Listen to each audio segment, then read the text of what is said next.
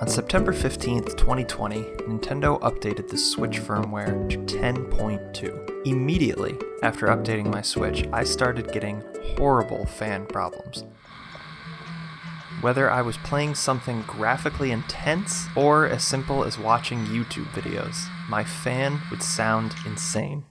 Here, on September 19th, the day after Mario 3D All-Stars released, I took to Twitter seeing if anybody was experiencing this problem.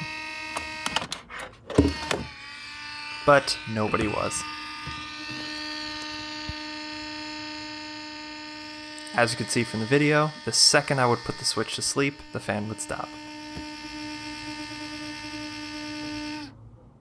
I kept scouring the internet, seeing if anybody was having the same problem I was, but they weren't. So I just decided to deal with it. Until finally, towards the end of the year, my fan just stopped working entirely. It wasn't until I started playing Hyrule Warriors Age of Calamity that things started to get real bad. If you know, that game doesn't run very well. My Switch would turn off because the temperature was too hot. This kept happening with every other game I was playing, that I decided to buy a new fan for my Nintendo Switch. I watched quite a few tutorial videos on YouTube before replacing my fan, so I was very confident that I could do it myself, and I was more afraid to send my Switch in to Nintendo for repairs. The best video I came across was this repair Switch video by Electronics and More, who not only shows you how to replace the fan, but how to change the battery and resolder new speakers. With this guy's help, I got started on replacing my fan. So I purchased a replacement fan from S-Union Tech Replacement for $25.99, and it comes with the fan and a syringe of thermal compound. One thing I would like to point out is you only need to remove the middle screw within the Joy-Con rails. Every single video that I watched about opening up the inside of your Switch said to remove all 5 screws on each side, but that is incorrect. You do not need to remove the outer 4 screws in order to open up the inside of your Switch. I panicked a little bit because the more I tried, I continued to strip the screws within my Joy-Con rails. And there is no way in hell that I am ever going to get these out, so hopefully I never need to replace my Joy-Con rails. So removing the plastic backing of the Switch is very easy. That is, if you have a tri-tip screwdriver, or as I call them, a Nintendo screwdriver, because I have never needed it for anything else but my Nintendo products.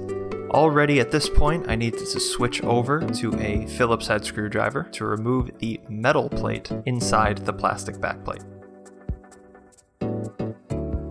This piece right here is the micro SD card reader, which you need to remove at the same time as pulling up the metal plate. It'll come off very easily.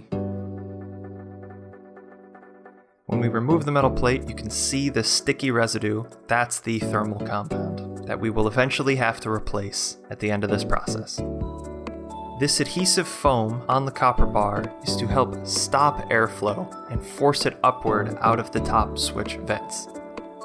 My Switch is a launch console from 2017. I play it every single day, so this foam was unsalvageable. I had to rip it apart and toss it after all of this. Can't say that's a good thing. Now I need to remove the screws that are holding in the copper bar. Here is the cooling vent that accesses the outside of the Switch. It's most likely dusty, so you can clean that out when you remove it.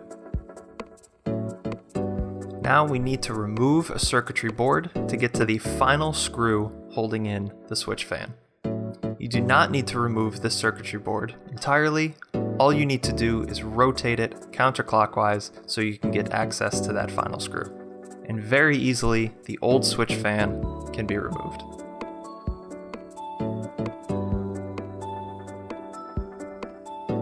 Your replacement Switch fan that you could buy may not have these rubber circles, so I had to remove them from the old fan and place them into my new fan. Those are needed to steady the screws when screwing the new fan in.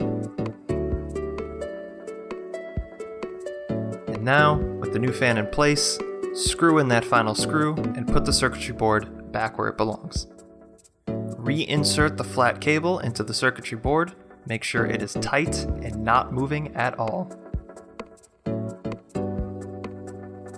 As you can see here, this circuitry board is where you insert your Switch game cartridge and the headphone jack.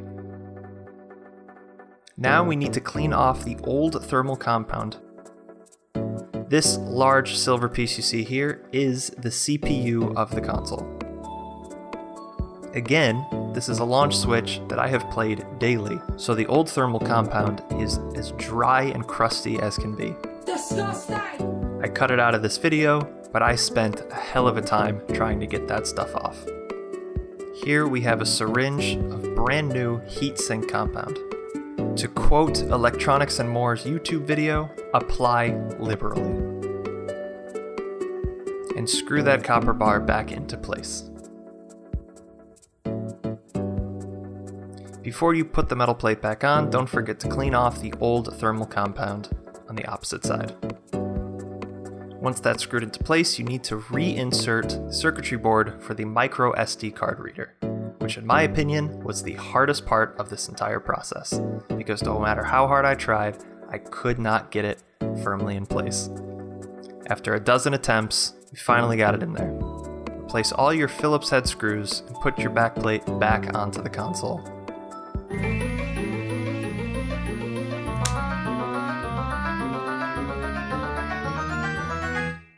Nice. My Switch turned on. All of my software was intact, and thankfully all of my screenshots, which are stored on the micro SD card, are still here, which means the micro SD card reader was successfully put in place. And just like Scoot here, I was happy and content with how it went. And finally, as you can hear, or I should say, not hear, the fan anymore, means that the new fan is working perfectly well, and I am not getting any of those temperature warnings when playing any kind of games. Thank you very much for watching. I hope this video helps you out. I'll catch you in the next one.